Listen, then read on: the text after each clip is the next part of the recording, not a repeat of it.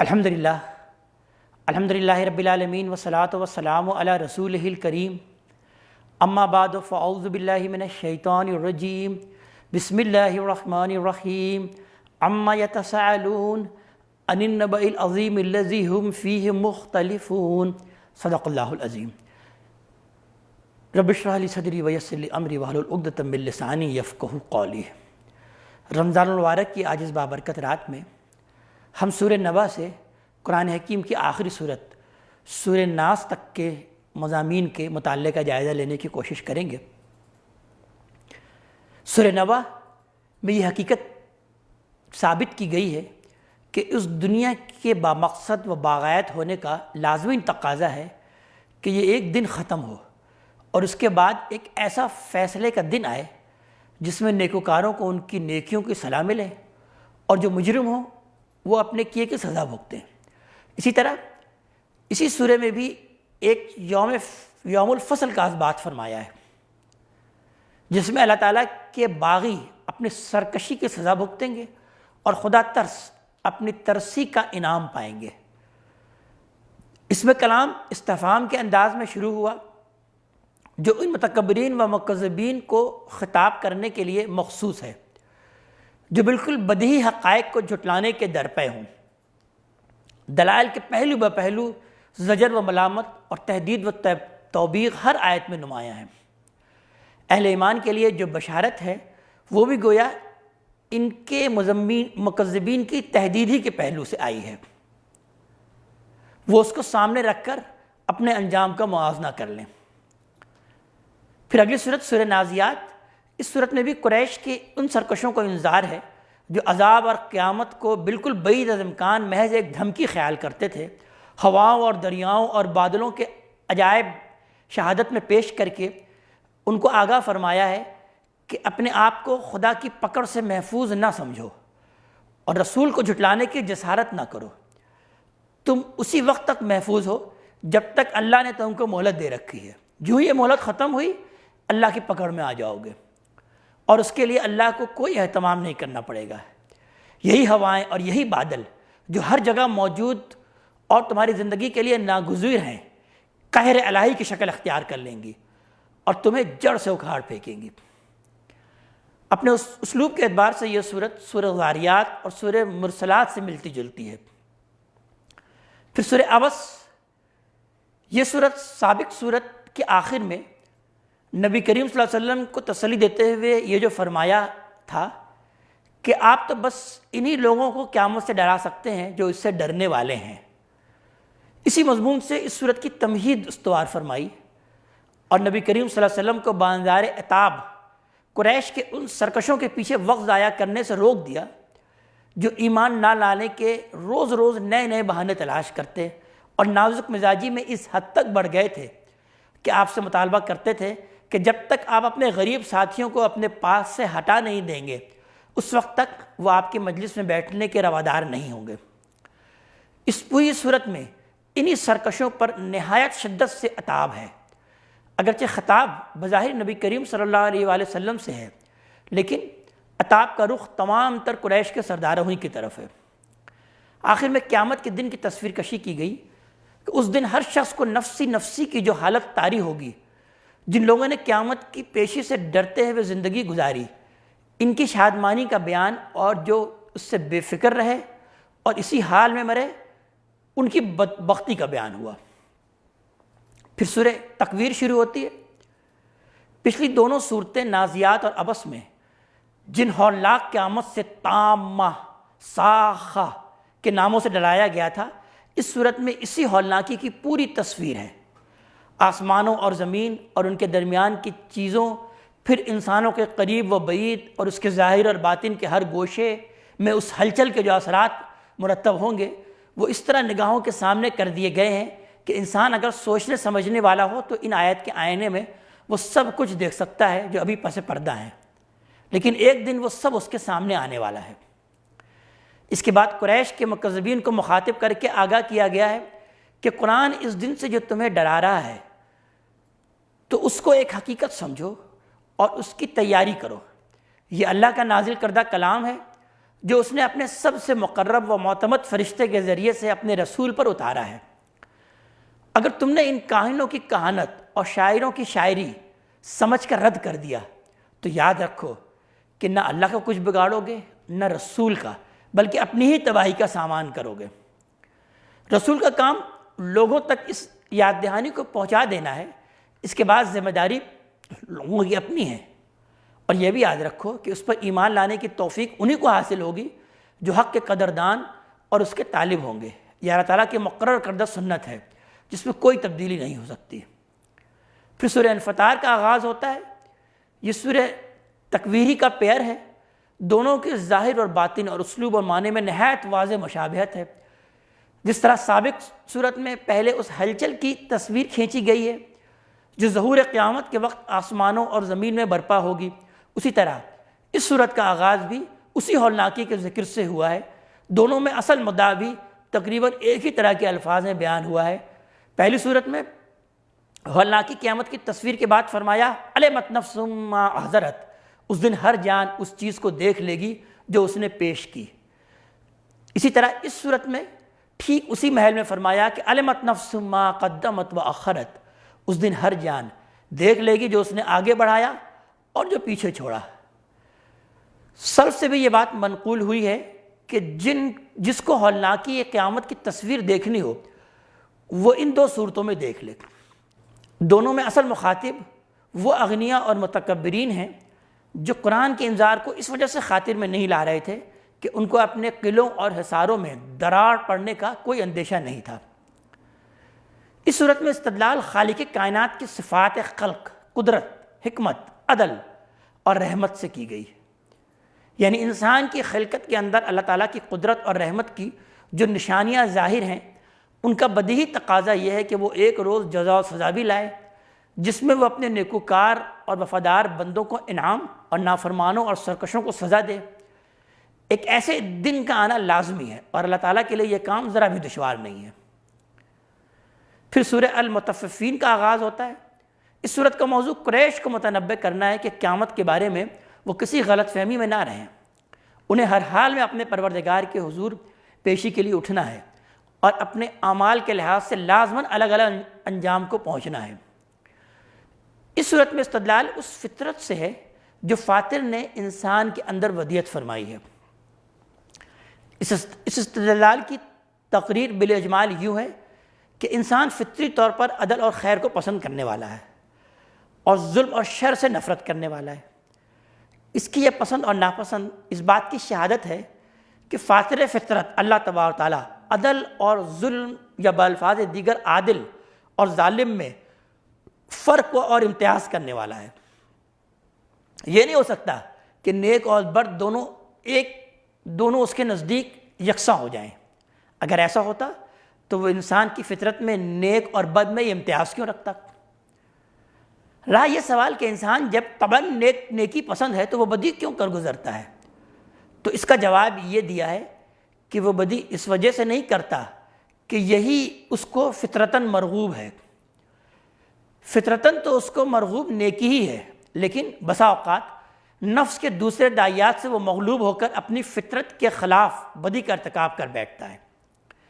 اگر بدی اور ناانصافی اس کو فطرتاً مرغوب ہوتی تو اس کا تقاضا یہ تھا کہ کوئی اس کے ساتھ ناانصافی کرتا تو وہ اس پر بھی راضی رہتا، لیکن ہر شخص دیکھتا ہے کہ ایسا نہیں ہوتا، بلکہ وہی شخص جو دوسروں کے لیے ناپ اور تول میں بے ایمانی کرتا ہے، جب دوسرے اس کے ساتھ یہی معاملہ کرتے ہیں تو وہ چیختا اور فریاد کرتا ہے۔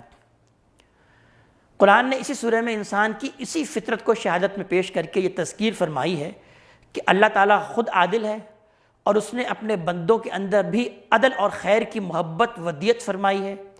اس وجہ سے لازمی ہے کہ وہ ایک ایسا دن لائے جس میں ان لوگوں کو بھرپور انعام دے جو فطرت کے اس نور کی قدر کریں اور ان لوگوں کو سزا دے جو اس کی بے حرمتی کریں۔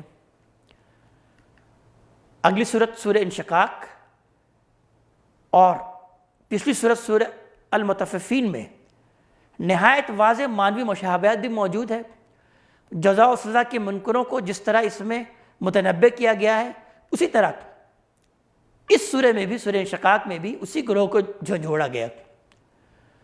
اس میں بیان فرمایا ہے کہ ایک ایسا دن لازماً آنا ہے جس میں اللہ تعالیٰ لوگوں کو ان کے ایمان اور عمل کی بنیاد پر الگ الگ گروہوں میں تقسیم کرے گا۔ جو اللہ کے فرما بردار اور نیکوکار ہوں گے وہ ابدی بادشاہی میں داخل ہوں گے، اور جو نافرمان اور ناپکار ہوں گے وہ ابدی ذلت سے دوچار ہوں گے۔ اس صورت میں بھی لوگوں کو دو گروہوں میں تقسیم ہونا بیان ہوا ہے۔ ایک وہ جن کے نامۂ اعمال دائیں ہاتھ میں پکڑائے جائیں گے اور ابدی کامیابی حاصل کریں گے، دوسرے وہ جن کے نامۂ اعمال ان کے پیچھے ہی سے ان کے بائیں ہاتھ میں پکڑا دیے جائیں گے اور وہ ابدی ذلت سے دوچار ہوں گے۔ اصل مخاطب وہ سرکش لوگ ہیں جو یہ سمجھے بیٹھے تھے کہ اول تو جزا و سزا کا کوئی دن آنے والا ہی نہیں ہے، اور ہے بھی تو ان کو جو عزت و سرفرازی یہاں حاصل ہے وہ وہاں بھی حاصل رہے گی۔ ان کو بتایا گیا ہے کہ انسان کی فطرت عدل کے شعور سے عاری نہیں ہے، اور خالق نے یہ دنیا اندھیر نگری نہیں بنائی ہے۔ اس وجہ سے لازم ہے کہ ایک دن ایسا آئے جس میں نیکوں اور بدوں کے درمیان امتیاز ہو۔ اس دن وہ لوگ ہلاک ہوں گے جو اس بدیہی حقیقت کو پس پش ڈال کر زندگی گزاریں گے۔ پھر سورۃ البروج، اس سورت کا موضوع کفار کو اس ظلم و ستم کے برے انجام سے خبردار کرنا ہے جو وہ ایمان لانے والوں پر توڑ رہے تھے، اور اہل ایمان کو یہ تسلی دینا ہے کہ اگر وہ ان مظالم کے مقابلے میں ثابت قدم رہیں گے تو ان کو اس کا بہترین اجر ملے گا، اور اللہ تعالیٰ ظالموں سے بدلہ لے کے رہے گا۔ اس میں یہ بتایا گیا ہے کہ جس طرح ایمان لانے والوں نے آگ کے گڑھوں میں گر کر جان دے دینا قبول کر لیا تھا اور ایمان سے پھرنا قبول نہیں کیا تھا، اسی طرح اب بھی اہل ایمان کو چاہیے کہ ہر سخت سے سخت عذاب بھگت لیں مگر ایمان کے راہ سے نہ ہٹیں۔ یہ امر یقینی ہے کہ کافروں کو نہ صرف ان کے کفر کی سزا جہنم کی صورت میں ملے گی بلکہ اس پر مزید ان کے ظلم کی سزا بھی ان کو آگ کے چرکے دینے کی شکل میں بھگتنی پڑے گی۔ اسی طرح یہ امر بھی یقینی ہے کہ ایمان لا کر نیک عمل کرنے والے جنت میں جائیں گے، اور یہی بڑی کامیابی ہے۔ پھر کفار کو خبردار کیا گیا ہے کہ خدا کی پکڑ بڑی سخت ہے۔ اگر تم اپنے جتھے کی طاقت کے زو میں مبتلا ہو تو تم سے بڑے جتھے فرعون اور سمود کے پاس تھے، ان کے لشکروں کا جو انجام ہوا ہے اس سے سبق حاصل کرو، اور قرآن جس کی تکذیب پر تم تلے ہوئے ہو اس کی ہر بات اٹل ہے، وہ اس لوح محفوظ میں ثبت ہے جس کا لکھا کسی کے بدلے نہیں بدل سکتا۔ پھر سورۃ طارق کا آغاز ہوتا ہے۔ اس میں دو مضامین بیان کیے گئے ہیں، ایک یہ کہ انسان کو مرنے کے بعد اللہ کے سامنے حاضر ہونا ہے، دوسرے یہ کہ قرآن ایک قول فیصل ہے جسے کفار کی کوئی چال اور تدبیر زک نہیں دے سکتی۔ سب سے پہلے آسمان کے تاروں کو اس بات کی شہادت میں پیش کیا گیا کہ کائنات میں کوئی چیز ایسی نہیں ہے جو ایک ہستی کی نگہبانی کے بغیر اپنی جگہ قائم اور باقی رہ سکتی ہو۔ پھر انسان کو خود اس کی اپنی ذات کی طرف توجہ دلائی گئی ہے کہ کس طرح نطفے کی ایک بوند سے اس کو وجود میں لایا گیا اور جیتا جاگتا انسان بنا دیا گیا۔ اس کے بعد فرمایا گیا کہ جو اللہ اس طرح اسے وجود میں لایا ہے وہ یقیناً اس کو دوبارہ بھی پیدا کرنے پر قادر ہے۔ اور خاتمہ کلام پر ارشاد ہوا کہ جس طرح آسمان سے بارش کا برسنا اور زمین سے درختوں اور فصلوں کا اگنا کوئی کھیل نہیں ہے بلکہ ایک سنجیدہ کام ہے، اس طرح قرآن میں جو حقائق بیان کیے گئے ہیں وہ بھی کوئی ہنسی مذاق نہیں ہے بلکہ پختہ اور اٹل باتیں ہیں۔ سورۃ العلق، اس سورہ میں براہ راست نبی کریم صلی اللہ علیہ وسلم سے خطاب فرمایا ہے اور آپ کو یہ بشارت دی گئی ہے کہ اللہ تعالیٰ کے ہر کام میں ایک ترتیب و تدریج ہے، اور یہ ترتیب و تدریج تمام تر اس کی حکمت پر مبنی ہے۔ تو آپ اپنے رب پر بھروسہ رکھیں، جلد و وقت آنے والا ہے کہ آپ کی صحیح بامراد ہوگی اور اللہ کی نعمت آپ پر تمام ہوگی اور راہ کی ساری رکاوٹیں دور ہو جائیں گی۔ سورۃ الغاشیہ، جس طرح سابق صورت میں نبی کریم صلی اللہ علیہ وسلم کو تسلی دی گئی ہے اسی طرح اس سورہ غاشیہ میں بھی آپ کو تسلی دی گئی ہے۔ اس سورہ میں پہلے وہ فرق اور اختلاف واضح فرمایا گیا ہے کہ جو قیامت کے دن نیکیوں اور بدوں، ناقبت اندیشوں اور عاقبت بینوں کے نتائج اعمال اور ان کی زندگیوں میں رونما ہوگا، اور یہ ثابت کیا گیا ہے کہ اس کا رونما ہونا اس کائنات کے خالق کی صفات قدرت، ربوبیت اور رحمت کا بدیہی تقاضا ہے۔ پھر آخر میں اس مضمون کی وضاحت فرما دی گئی جو سابق سورہ کی آیات فذکر ان نفعت الذکریٰ میں اجمال کے ساتھ بیان ہوا تھا کہ آپ کی ذمہ داری لوگوں تک صرف حق پہنچا دینے کی ہی ہے. یہ ذمہ داری نہیں ہے کہ لوگ اس کو لازماً قبول کر بھی لیں. جو ہر دھرم اپنی ضد پر اڑے ہوئے ہیں ان کے درپے ہونے کی زیادہ ضرورت نہیں ہے. ان کا معاملہ اللہ کے حوالے کیجئے، وہ ان سے نمٹنے کے لیے کافی ہے. سورۃ الفجر. اس سورت کا موضوع آخرت کی جزا و سزا کا اثبات ہے، جس کا اہل مکہ اس وقت انکار کر رہے تھے. اس صورت میں آفاق اور تاریخ کے بعض نہایت نمایاں آثار و واقعات کی طرف اشارہ کرتے ہوئے یہ ثابت فرمایا ہے کہ اس کائنات کی ہر چیز کی باغ اس کے خالق و مالک کے ہاتھ میں ہے. وہی جس کی جس حد تک چاہتا ہے ڈھیل دیتا ہے اور جہاں چاہتا ہے روک دیتا ہے. مجال نہیں کہ کوئی شے اس کی مقرر کی ہوئی حد سے آگے بڑھ سکے. قوموں کے ساتھ بھی اس کا یہی معاملہ ہے. ان کو جو ڈھیل ملتی ہے اس کے اذن سے ملتی ہے، اور جو ان پر گرفت ہوتی ہے تو اس کے حکم سے ہوتی ہے. اس کے ہاتھ پر وقت کی قوموں کی نبض رہتے ہیں. اس دنیا میں ہر ایک کا امتحان ہو رہا ہے کہ وہ نعمت پا کر شکر کی روش اختیار کرتا ہے یا فخر و اشکبار کی. اسی طرح مشکل حالات میں صبر اور ثابت قدمی کا ثبوت دیتا ہے یا مایوسی اور دل شکستگی کا. پہلی روش ابدی فتح و فیروز مندی کی ضامن ہے اور دوسری دائمی خسران و نامرادی کی.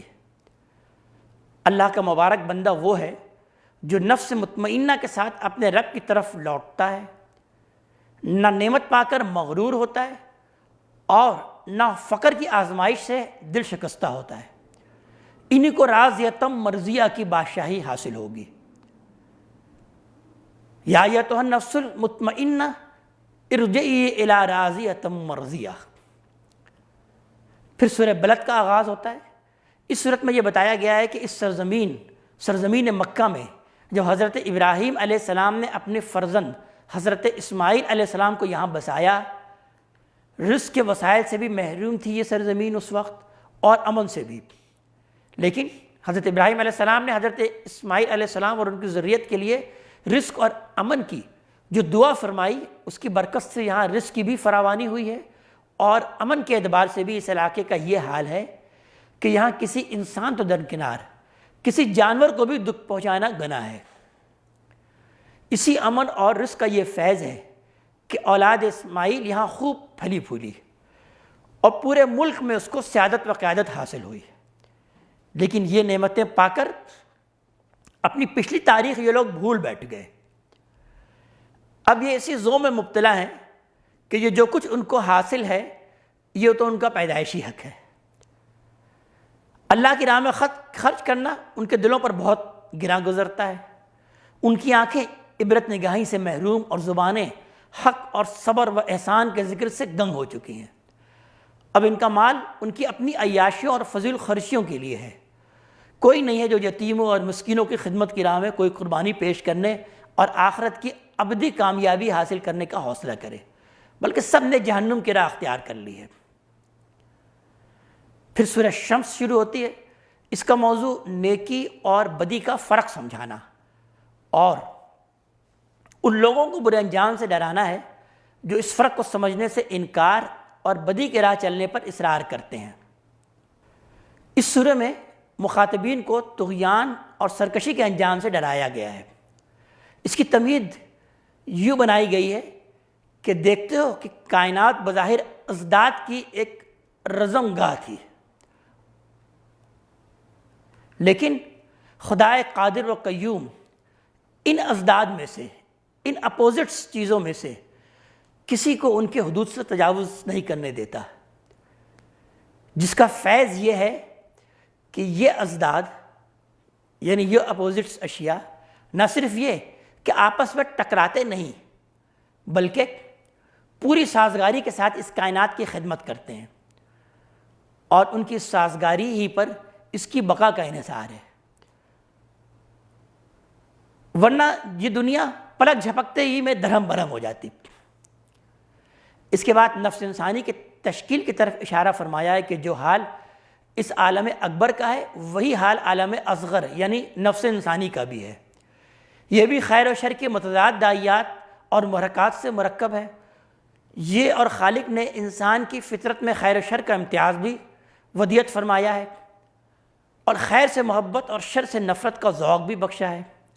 اس کا تقاضا یہ ہے کہ وہ اپنے نفس کے توازن کو قائم رکھے اور برے داعیات کو خیر کے داعیات پر غلبہ نہ پانے دے، ورنہ وہ طغیان اور فساد میں مبتلا ہو جائے گا۔ اور اللہ تعالیٰ کی سنت یہ ہے کہ وہ اپنی دنیا میں طغیان اور فساد کو پسند نہیں کرتا۔ آخر میں اپنی اس سنت کے ظہور کی شہادت کے طور پر عرب کی پچھلی قوموں میں سے ایک ایسی قوم کی تباہی کا ذکر فرمایا ہے جس کی شوکت و شان سے قریش واقف تھے، اور جس کے طغیان و فساد کا ذکر ان کے لٹریچر میں موجود تھا۔ ان کی مسائل سے قریش کو عبرت بھی دلائی گئی۔ پھر سورہ واللیل کا آغاز ہوتا ہے۔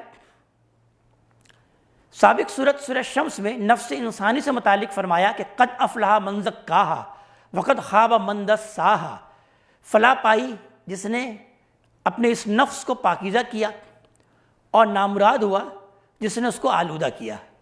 اس صورت میں اسی بنیادی مسئلے کو لیا اور بتایا کہ نفس کو کیا چیز آلودہ کرتی ہے اور اس سے اس کو بچانے کی کیا تدبیر ہے، اور کیا چیز اس کو پاکیزہ بناتی ہے، اور یہ پاکیزگی اس کو کس طرح حاصل ہوتی ہے۔ پھر اگلی دو پیر صورت سورہ والضحیٰ اور سورہ انشراح وارد ہوتی ہے۔ دونوں توام کی حیثیت رکھتی ہیں۔ ان دونوں صورتوں میں نبی کریم صلی اللہ علیہ وسلم کو تسلی دی گئی ہے کہ اللہ نے آپ کو جس مشن پر مامور فرمایا ہے اس میں آپ فائز المرام ہوں گے۔ راہ میں جو رکاوٹیں اس وقت نظر آ رہی ہے وہ سب دور ہو جائیں گی۔ ان کے آئینے میں آپ کی زندگی کے تمام مراحل گویا آپ کے سامنے رکھے ہیں۔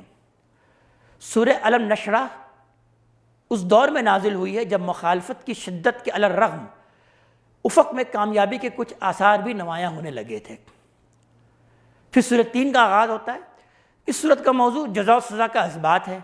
اس کی تمہید یوں اٹھائی ہے کہ دنیا میں انبیاء کرام کی بعثت اور دعوت کے جو اہم مراکز ہیں، پہلے ان کا ذکر بصورت قسم یعنی بطور شہادت کیا، اور اس کی روشنی میں یہ واضح فرمایا ہے کہ اللہ تعالیٰ نے انسان کو بہترین ساخت پر نہایت اعلیٰ فطرت اور نہایت برتر صلاحیتوں کے ساتھ پیدا کیا ہے، لیکن اس کی برتری کو قائم رکھنے اور ان اعلیٰ صلاحیتوں کو پروان چڑھانے کے لیے اس نے یہ سنت ٹھہرائی ہے کہ جو لوگ ایمان اور عمل صالح کی راہ اختیار کریں گے اور اس راہ کی صعوبتوں کا عزم اور حوصلے کے ساتھ مقابلہ کریں گے تو وہ اپنی جدوجہد کا بھرپور صلہ پائیں گے۔ رہے وہ لوگ جو نفس پرستی اور تن آسانی کے باعث اس راہ کو اختیار نہیں کریں گے، وہ بالآخر اس کھڈ میں گریں گے جو یہ راہ اختیار کرنے والوں کے لیے مقتدر ہے۔ آخر میں اس حقیقت کی طرف توجہ دلائی ہے کہ بندوں کے ساتھ اللہ تعالیٰ کا یہ معاملہ بالکل حق اور عدل پر مبنی ہے۔ اگر وہ ایسا نہ کرے تو اس کے معنی یہ ہوئے کہ اس کی نظر میں نیک اور بد دونوں یکساں ہیں۔ پھر سورہ علق کا آغاز ہوتا ہے۔ یہ سورہ 3 کی مثنیٰ ہے۔ سورہ 3 میں تاریخی شواہد اور فطرت انسانی کی اعلیٰ ساخت سے یہ حقیقت نمایاں فرمائی کہ انسان کے لیے فلاح کی راہ یہ ہے کہ وہ ایمان اور عمل صالح کی زندگی اختیار کرے۔ جو لوگ یہ راہ اختیار نہیں کرتے وہ بالآخر تباہی کے کھڈ میں گر کر رہتے ہیں، اور اپنے اس انجام کے وہ خود ہی ذمہ دار ہوتے ہیں۔ اسی کلیے کی روشنی میں اس صورت میں ان کے لیڈروں کو تنبیہ فرمائی ہے کہ یہ سیدھی راہ اختیار کرنے کے بجائے بالکل الٹی چال چل رہے ہیں۔ اللہ تعالیٰ نے اپنے فضل و کرم سے ان کی رہنمائی کے لیے اپنا صحیفہ ہدایت اتارا، لیکن ان کے طغیان کا حال یہ ہے کہ اللہ کا جو بندہ ان کے لیے ایمان اور عمل صالح کی راہ کھول رہا ہے، یہ اس کے جانی دشمن بن کر اٹھ کھڑے ہوتے ہیں۔ یہاں تک کہ اگر وہ اپنے رب کی نماز پڑھتا ہے تو یہ شامت زدہ لوگ اس کے بھی روادار نہیں ہیں، بلکہ اس سے بالجبر روکنے کی کوشش کرتے ہیں۔ سورہ قدر اس سورت کا موضوع نزول قرآن ہے۔ اس میں خاص اس مبارک رات کی نشاندہی فرمائی گئی ہے جس میں اس کا نزول ہوا، اور ساتھ ہی اس رات کی وہ اہمیت اور عظمت بیان ہوئی ہے جو دوسری تمام راتوں کے مقابلے میں اس کو حاصل ہے کہ لیلۃ القدر خیر من الف شہر۔ سورہ بینہ، یہ سورہ قدر ہی کی توام ہے، اس میں قرآن کی عظمت بیان ہوئی تھی سورہ قدر میں، اور اس سورہ میں یہ واضح فرمایا گیا ہے کہ اہل کتاب اور مشرکین دونوں گٹھ جوڑ کر کے اس وقت قرآن کی تکذیب کے لیے جو اٹھ کھڑے ہوئے ہیں، اس کی وجہ یہ نہیں ہے کہ قرآن کے باب میں انہیں کوئی واقعی شک ہے، بلکہ اس کا سبب محض ان کا استکبار ہے۔ وہ ظاہر تو یہ کر رہے ہیں کہ اگر ان کو کوئی کھلی ہوئی نشانی دکھا دی جائے تو وہ اس کو مان لیں گے، لیکن یہ محض ان کا فریب ہے، کوئی بڑے سے بڑا معجزہ بھی ان کو قائل کرنے والا نہیں بن سکتا۔ سورۃ الزلزال، اس صورت میں اللہ تعالیٰ نے یہ حقیقت واضح فرمائی ہے کہ ایک ایسا دن لازماً آنے والا ہے جس دن انسان کی کوئی چیز بھی ڈھکی چھپی نہیں رہ جائے گی، بلکہ اس کی جزا یا سزا پائے گا۔ اس دن ہر شخص اپنے اعمال سے متعلق خود جواب دہ ہوگا۔ اس مدعا کو واضح کرنے کے لیے پہلے اس ہلچل کی تصویر کھینچی گئی ہے جو قیامت کے دن اس زمین پر برپا ہوگی، اور جس کے نتیجے میں وہ سب کچھ باہر آ جائے گا جو اس کے اندر مدفون ہے۔ پھر وہ اللہ تعالیٰ کی ایما سے اپنی ساری کہانی سنائے گی تاکہ انسان پر اچھی طرح واضح ہو جائے کہ اس نے اس کے اندر کہاں کہاں کیا کچھ چھپایا اور کیا کیا کیا اور کیا کیا کہا۔ اس کے بعد ہر ایک اپنی نیکی بھی دیکھے گا اور اپنی برائی بھی دیکھے گا جس کا بھی وہ مرتکب ہوا ہوگا۔ پھر سورہ العادیات کا آغاز ہوتا ہے۔ اس صورت میں انسان کے ناشکرے پن پر اس کی تنبیہ اور ملامت ہے۔ اس کو آگاہ فرمایا گیا ہے کہ اس دنیا میں وہ جو کچھ بھی حاصل کرتا ہے ان وسائل اور ذرائع سے حاصل کرتا ہے جو اللہ تعالیٰ نے اس کو بخشے ہیں، لیکن وہ اس حقیقت کو بھول جاتا ہے کہ جب سب کچھ خدا کی عنایت سے حاصل ہوا ہے تو اس پر خدا کے جو حقوق عائد ہوتے ہیں ان کو ادا کرنا بھی واجب ہے۔ وہ نہ صرف یہ کہ اللہ کا کوئی حق تسلیم نہیں کرتا، بلکہ اعلانیہ اللہ تعالیٰ کی بخشی ہوئی قوتیں اور صلاحیتیں خود اسی کے خلاف استعمال کرتا ہے، اور اس بات کی ذرا پرواہ نہیں کرتا کہ ایک ایسا دن بھی آنے والا ہے جس دن کوئی چیز بھی ڈھکی چھپی نہیں رہ جائے گی، بلکہ سینوں کے راز تک بھی اگلوا لیے جائیں گے۔ اللہ تعالیٰ اپنے پورے علم کے ساتھ ہر ایک کا محاسبہ کرے گا اور ہر شخص کو جزا و سزا دے گا۔ سورۃ القاریہ، اس سورہ میں یہ حقیقت سمجھائی گئی ہے کہ جس قیامت سے ڈرایا جا رہا ہے اس وقت اگرچہ کسی کو نہیں معلوم لیکن اس کا آنا یقینی ہے۔ جس طرح کوئی اچانک آ کر دروازے پر دستک دیتا ہے اسی طرح وہ اچانک آ دھمکے گی۔ دانش مندی کا تقاضا یہی ہے کہ اس کا کھٹکا ہر وقت لگا رہے۔ لوگ قبروں سے اس طرح نکلیں گے جس طرح برسات میں پتنگے نکلتے ہیں۔ اس دن پہاڑوں کا حال یہ ہوگا کہ وہ دھنکی ہوئی اون کے مانند ہو جائے گی۔ اس دن صرف نیک عمل ہی کام آنے والا بنے گا۔ اللہ تعالیٰ اپنی میزان عدل قائم کرے گا۔ جس کی نیکیوں کا پلڑا بھاری ہوگا وہ جنت میں عیش دوا میں ہوگا، اور جس کی بدیوں کا پلڑا بھاری ہوگا وہ دوزخ کے کھڈ میں بھڑکتی ہوئی آگ کے اندر پھینک دیا جائے گا۔ سورہ تکاثر، اس صورت میں ان لوگوں کو متنبع فرمایا ہے جنہوں نے ساری عمر اس جدوجہد میں کھپا دی کہ مال و دولت کے اعتبار سے وہ دوسروں سے آگے نکل جائیں، ان کا بینک بیلنس سب سے زیادہ ہو جائے، کاروباری میدان میں کوئی ان کا حریف نہ رہے، معیار زندگی کی مسابقت میں وہ سب کو پیچھے چھوڑ جائیں۔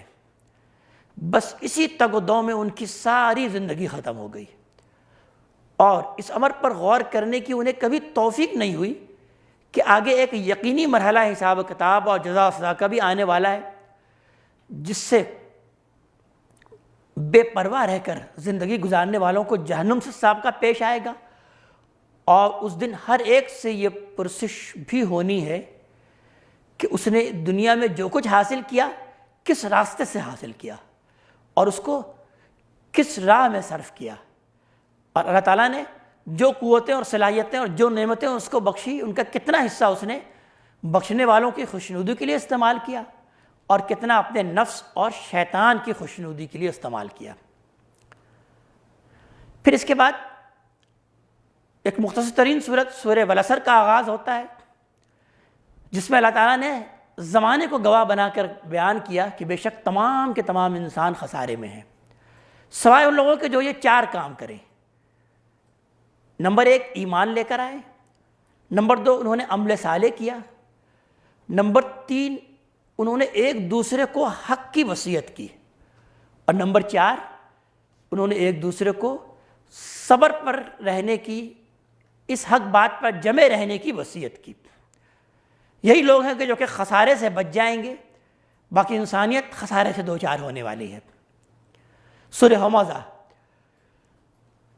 اس صورت میں ان بخیلوں کا کردار بیان ہوا ہے جو روپیہ گن گن کر رکھتے ہیں اور لوگوں کو ادائے حقوق پر ابھارنا تو درکنار، کسی کو اگر دیکھ پائیں کہ وہ ادائے حقوق کے معاملے میں عملاً اور قولاً سرگرم ہے تو اپنے تان و تن سے ان کی پوری کوشش یہ ہوتی ہے کہ کسی طرح اس کا حوصلہ اتنا پست کر دیں کہ وہ بھی انہی کی طرح بے حس و بے غیرت بن کر رہ جائیں۔ پھر اس کے بعد ایک 2 پیر صورت وارد ہوتی ہے، فیل اور قریش۔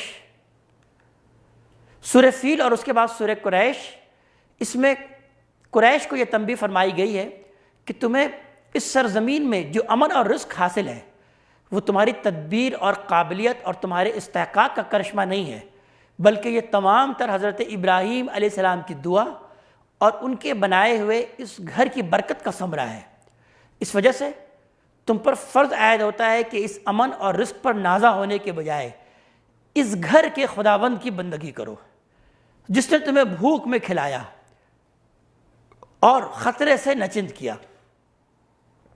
سورہ فیل میں ایک نہایت اہم شہادت اس امر کی پیش کی گئی ہے کہ اللہ تعالیٰ نے اس گھر کی حفاظت کے لیے اپنی کیا شان دکھائی ہے، اور سورہ قریش میں یہ واضح کیا ہے کہ اس سرزمین کے باشندوں کے لیے رزق اور فضل کی جو راہیں کھلی ہیں وہ اسی گھر کے واسطے سے کھلی ہیں۔ پھر سورہ المعون کا آغاز ہوتا ہے۔ اس صورت میں پہلے تو قریش کے ان لیڈروں کا کردار دکھایا گیا جو اس صورت کے زمانہ نزول میں بیت اللہ کے منتظم و متولی بنے ہوئے تھے۔ پھر یہ بتایا گیا ہے کہ اب یہ لوگ اس بات کے اہل نہیں رہے کہ اللہ تعالیٰ کے اس محترم گھر کے متولی بنے رہیں، انہوں نے اس کے تمام مقاصد برباد کر دیے ہیں۔ اس وجہ سے سزاوار ہیں کہ معزول ہوں اور یہ امانت، بیت اللہ کی یہ امانت ان لوگوں کے سپرد کی جائے جو اس کے واقعی اہل ہیں۔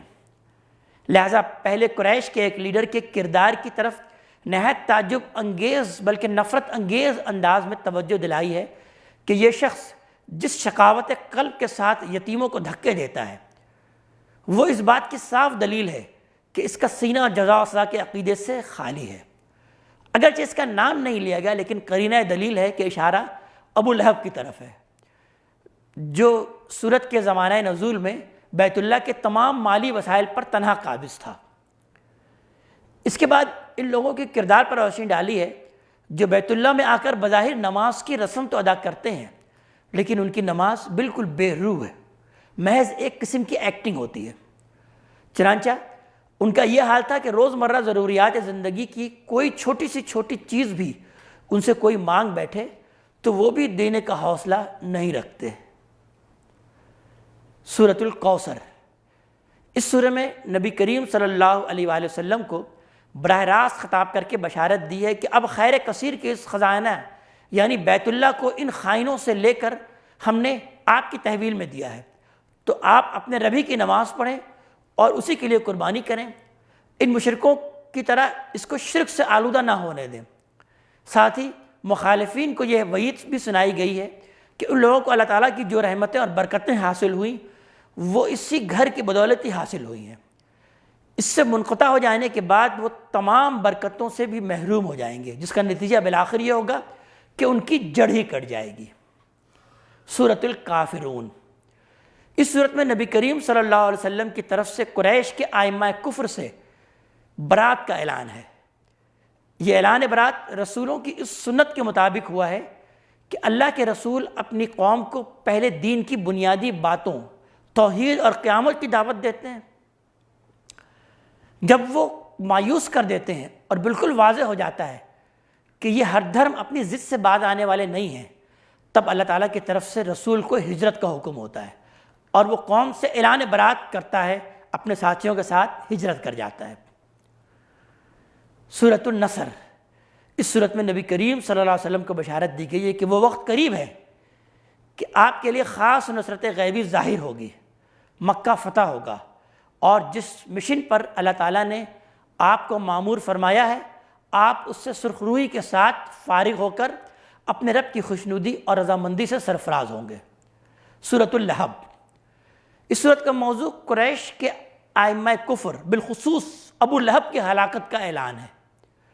سورہ نصر میں جس فتح و غلبہ کا ذکر تھا، سورہ لہب میں اسی کی وضاحت و بشارت گویا یوں فرمایا گیا کہ اللہ نے اپنے پیغمبر صلی اللہ علیہ وسلم کو غلبہ دیا اور اس کے دشمن کو برباد کر دیا۔ سورۃ الاخلاص، یہ سورت رسول اللہ صلی اللہ علیہ وسلم کی طرف سے اس عقیدے کا فیصلہ کن اعلان ہے جس کے منکرین کے لیے ہلاکت کی یہ پیشن گوئی کی گئی ہے۔ نبی کریم صلی اللہ علیہ وسلم کی دعوت کے نتیجے میں شرک اور توحید کی جو کشمکش سرزمین عرب میں برپا ہوئی، اس کا لازمی نتیجہ یہی تھا کہ شرک مٹا دیا جائے اور توحید کا غلبہ پورے جزیرہ نما عرب میں قائم ہو جائے۔ اس صورت میں قرآن کی دعوت بھی اتمام کو پہنچ گئی۔ سورہ اخلاص جو مضمون کے لحاظ سے قرآن کی آخری صورت ہے، اس کا موضوع اس توحید کا فیصلہ کن اعلان ہے جو قرآن کی دعوت کا مرکز و محور ہے۔ لہذا ارشاد ہوا کہ آپ اعلان کریں اے پیغمبر، حقیقت یہ ہے کہ اللہ یکتا ہے، اللہ سب کا سہارا ہے، وہ نہ باپ ہے نہ بیٹا اور نہ اس کا کوئی ہمسر ہے۔ پھر قرآن کی آخری دو صورت سورہ فلق اور سورہ ناس، یہ دونوں صورتیں خاتمہ قرآن کی دعا اور ہر لحاظ سے تمام ہیں۔ اسی بنا پر انہیں معوذتین کہا جاتا ہے۔ پہلی صورت میں استدلال اور دوسری صورت میں استحرام کا پہلو نمایاں ہے۔ ان میں خطاب نبی کریم صلی اللہ علیہ وسلم سے ہے اور ان کے مضمون سے واضح ہے کہ ہجرت کے بعد مدینہ طیبہ میں یہ اس وقت نازل ہوئیں جب یہود اور قریش اور ذریت ابلیس کے سب شیاطین جن و انس آپ کی دعوت کو کامیابی سے ہمکنار ہوتے دیکھ کر آپ پر حملہ آور ہونے کی تیاری کر رہے تھے۔ دونوں صورتوں کا موضوع نبی کریم صلی اللہ علیہ وسلم کو یہ تلقین ہے کہ اپنی اور اپنے مشن کی حفاظت کے لیے آپ اس دنیا کی تمام آفتوں اور تمام مخلوقات کے شر سے اپنے پروردگار کی پناہ مانگیں، اس لیے کہ تنہا وہی ہے جو ان سب آفات اور شرور سے انسان کو فی الواقع پناہ دے سکتا ہے۔ یہ مضمون اگر غور کیجئے تو قرآن کے ہر طالب علم کو اس کی ابتدا میں سورہ فاتحہ کی طرف متوجہ کرتا ہے، جہاں بندہ توحید کا اقرار کرتا ہے اور اپنے پروردگار کے حضور میں دست بدعا ہوتا ہے کہ وہ اسے صراط مستقیم کی ہدایت بخشے۔ اس کے جواب میں یہ پورا قرآن ہے جو اس کے لیے صراط مستقیم کی وضاحت کرتا ہے، یہاں تک کہ وہ توحید کی جامع ترین صورت سورہ اخلاص تک پہنچ جاتا ہے۔ اس کے بعد یہ صورتیں ہیں، یہ دو صورتیں ہیں سورہ فلق اور ناس، جن میں بندہ صفات الہی کے توسل سے ایک مرتبہ پھر دعا کرتا ہے کہ اس کا پروردگار اسے توحید کی راہ پر کھڑے ہر رہزن سے اپنی پناہ میں رکھے اور اس راہ کے نشیب و فراز سے ہر قدم پر اس کی حفاظت فرمائے۔ اس پر اس قرآن حکیم کا اختتام ہوتا ہے۔ اللہ تعالی ہمیں اپنے قرآن حکیم پر غور و فکر کرنے، اس کو سمجھنے کی توفیق عطا فرمائے۔ یہ قرآن حکیم کا ایک انتہائی مختصر خلاصہ تھا، جس سے اصل مقصود تو یہ تھا کہ قرآن حکیم کا ایک جامع تعارف صرف ہمارے سامنے آ جائے۔ اس کے بعد ہمارے اندر وہ ذوق اور شوق پیدا ہو کہ ہم پورے کا پورے قرآن حکیم کے مضامین سے واقف بھی ہوں اور ہم پورے کا پورے قرآن حکیم کو پڑھیں۔ اللہ تعالیٰ سے دعا ہے کہ اللہ تعالیٰ ہمیں اپنے کلام کا فہم عطا فرمائے اور عمل کی توفیق عطا فرمائے۔ اقول قولی ھذا واستغفر اللہ لی ولکم ولسائر المسلمین والمسلمات۔